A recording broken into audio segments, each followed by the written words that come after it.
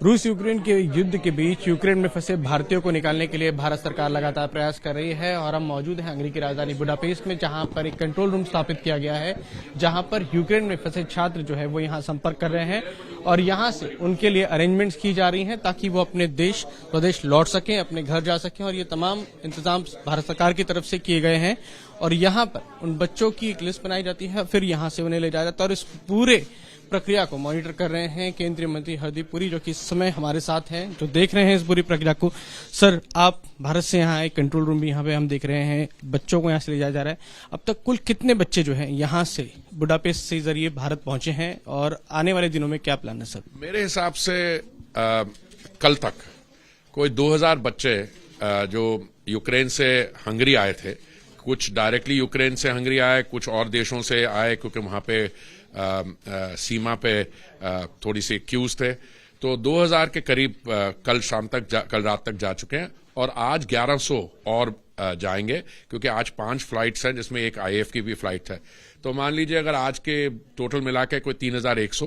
पर ये कल भी हमने 4-5 फ्लाइट्स रखी हुई हैं, तो हमें उम्मीद है कि कम से कम जो बुडापेस्ट में जिनके आने की हमारे पास जानकारी है, ये कल परसों तक हम ये ऑपरेशन परसों तक कंप्लीट कर पाएंगे। कितने बच्चे और आएंगे सर जो अभी इस पे असेसमेंट करनी बहुत मुश्किल है।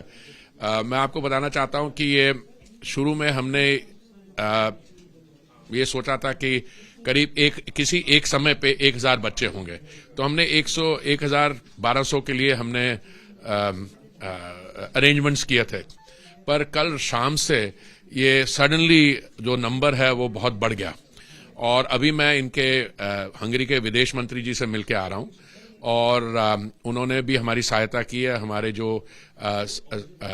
एनजीओज हैं, हमारी सिविल सोसाइटी है, सबने बहुत हमारी सहायता की है और अभी उन्होंने हमें बताया कि वो 8 यहाँ की जो स्टेट यूनिवर्सिटीज हैं उनमें डॉर्मेटरीज और जो रेसलिंग फेडरेशन की प्रेमिसेस हैं वो हमें एक होल्डिंग जगह चाहिए, क्योंकि बच्चे हमारे पहुंच जाते हैं बॉर्डर पर, पहुंच जाते हैं रेलवे स्टेशन तक। हमने होटल्स तो बुक किए हुए हैं, 1000 लोगों के लिए हमारे पास व्यवस्था है, पर अगर 1500 एकदम और आगे तो हमें लगता है 1-2 दिन के लिए और करना पड़ेगा। अगर आज हम 1100 जो हमारी प्लान है 1100 बच्चों को भेज पाए और कल भी 4-5 फ्लाइट बोल रहे, मुझे लगता है परसों तक सिचुएशन जो है वो टोटल कंट्रोल में आ जाएगी। पर इसमें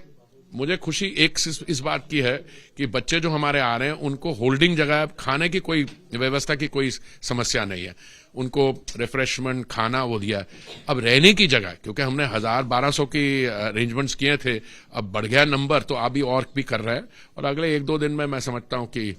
ये पूरा ये इवैक्यूएशन का कार्यक्रम जो है ये हम समाप्त कर पाएंगे। सर, अभी हमने देखा कि नीचे जो छात्र वहां से आए हैं यूक्रेन से, वो आपसे मिल रहे थे, धन्यवाद कर रहे थे, तो ये क्या क्या बताते हैं? कुछ बात आपने की होगी इनसे, कुछ तकलीफें बताई होंगी? मुझे सबसे ज्यादा मेरे दिल में बड़ी खुशी होती है कि ये जो अभी छात्र लोग बच्चे हमारे मिले अभी, ये खार्किव से आए हैं। अब खार्किव जो है ये तनाव वहां पे बहुत समय से है। हमने भी कई एडवाइजरीज दी थी लोगों को कि भाई ध्यान से। हमने क्या कहा कि हमारी सरकार, हमारी कंट्रोल रूम जो है विदेश मंत्रालय में, हमारे दूतावास के माध्यम से हमने इनको जो बच्चों को वहां से कुछ ले जाया, 3 जो सेफ जगह है कि जब तक वहां ले जाएंगे उनको होल्ड कराएंगे और फिर ह्यूमैनिटेरियन कॉरिडोर उनको वहां से निकालने का कर देंगे। पर कुछ बच्चे अपना इनिशिएटिव लेके आ गए हैं, तो जो बच्चे हमें नीचे मिले थे वो चिंतित थे कि उनके जो भाई जो वहां पर रह गए थे उनका, तो मैंने उनको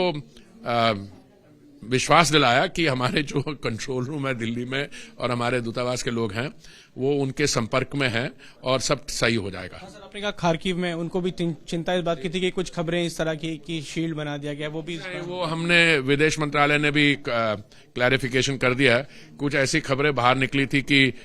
उनको ह्यूमन शील्ड बना दिया, हमने कहा ऐसी कोई बात नहीं है। और देखिए, जब ये जो स्थिति हो जैसी है, विच नॉर्मल कंडीशन नहीं है, वॉर लाइक सिचुएशन है, इसमें कई लोग खबरें फैलाएंगे, ये करेंगे, बट हमें बहुत दुख है कि 2 हमारे बच्चे, एक शेलिंग में और एक मेडिकल कारण से हमारे बीच में नहीं रहे। पर अभी हमारी पूरी कोशिश है कि बाकी जो बच्चे वहां पे हैं, कहीं कैसे भी हम करें, उनको सुरक्षित या हंगरी ले आया जाए बाकी देशों में, और यहाँ से हमारी फ्लाइट चल रही है रोज। यानी अगले 2-3 दिन में आपको लगता है ये पूरा ऑपरेशन हो जाएगा, तब तक आते रहेंगे? 2000 कल हो गया था, 1100 आज भेजने की हमारी प्लान है, और अगर हम 1100 कल भेज दें उसके बाद कुछ बचेंगे उनको भी भेज देंगे फ्लाइट्स में कल। ये थे केंद्रीय मंत्री हरदीप पुरी, जो कि इस समय इस कंट्रोल रूम में हैं, जहां पर जो यूक्रेन में फंसे बच्चे हैं वो यहां संपर्क कर रहे हैं, और उसके बाद उन लोगों को यहां से हंगरी में जो बुडापेस्ट है वो बॉर्डर से यहां लाया जाता है, फिर यहां से भारत भेजा जा रहा है। कैमरामैन सचिन कपूर के साथ प्रफुल्ल श्रीवास्तव, बुडापेस्ट, हंगरी।